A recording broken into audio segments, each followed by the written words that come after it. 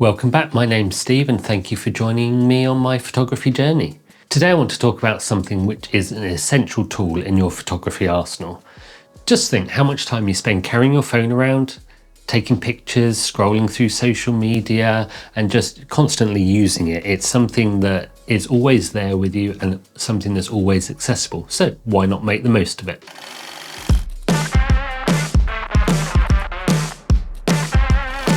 You want to make use of all the cameras that you've got on your phone, whether you've got the latest iPhone 15 or whether you've got a Nokia 3210, although I don't think they actually had cameras. Remind me down below, leave a comment. Let me know what camera you've got. Let me know what phone has a good camera.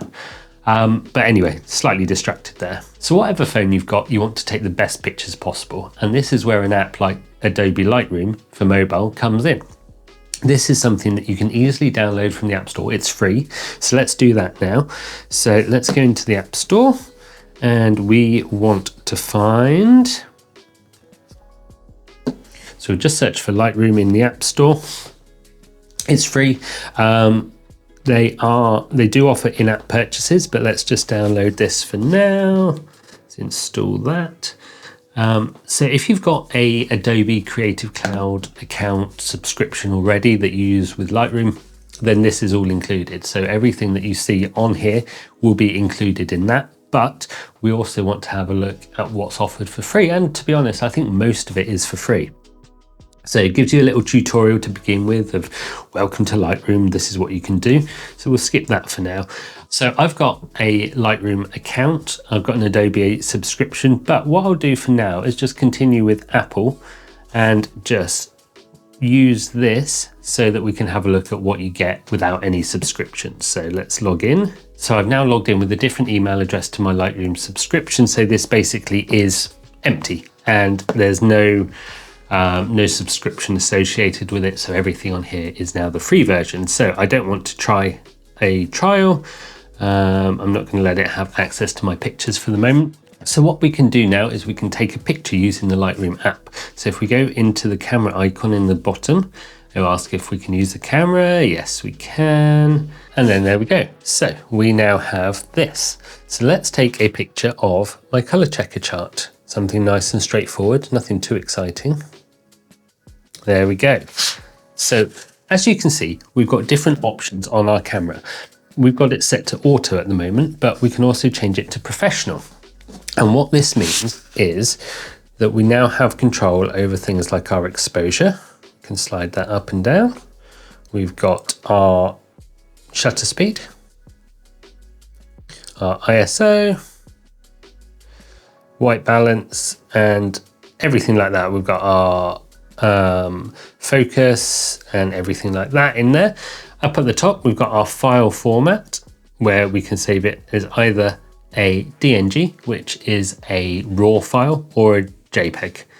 I'm going to choose DNG because that is a RAW file format, so that's better to take pictures with.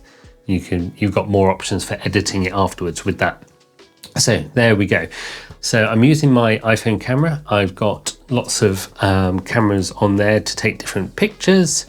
And what we'll do is now that we've got that, we can now see these pictures. And here we go. These are our two pictures that we've just taken. And they're both in DNG format. One is with the professional settings and one is with the auto settings. So what we can do now is we can actually edit them. So you've got all your normal controls on here. So you've got your auto, you can change your exposure, you can change your contrast, you can change shadows, whites, blacks, exactly the same as you can on the actual Adobe desktop apps. You can change your colors, your white balance, you can use a target and select how to white balance. There we go, using my color checker, which is in the picture, always very helpful. And something that you'll notice on here is that you've got the blur, masking and healing tools are part of the premium subscription. So these you don't get access to without having a subscription, which is okay. You don't need them to do things. You've got so many controls over your editing that it doesn't actually make any difference whether you use them or not. You also have a number of presets. So if you go into this presets one, You have got different options. Some are premium, but in yours, you can choose different options. So even without a subscription, there's lots of different options of presets that you can use. You can make your own. You can use the ones that are in there. So lots of different options for editing your pictures. And now that we've taken our picture, we've applied our edits to it, we can then share it. So in the share menu up at the top, you've got the different options to either save it to this device, you can share it using messages or WhatsApp or AirDrop as it's an Apple. You can even add a border to it. So you can add the border, change the width of the border, the color of it, the type of border it's got and things like that, and then add that on before you share it. Or what other options have we got? You can export it. So you can save it as a JPEG, save it with the biggest possible size. You can save it as a TIFF or a DNG. So again, editable raw files essentially. You can choose the different dimensions, the crops and things. So if you want to export a square picture for Instagram, say, or portrait, landscape, anything like that, you can adjust it and export it like that. And one of the best things that I do is save it straight to your camera. So save, copy to device.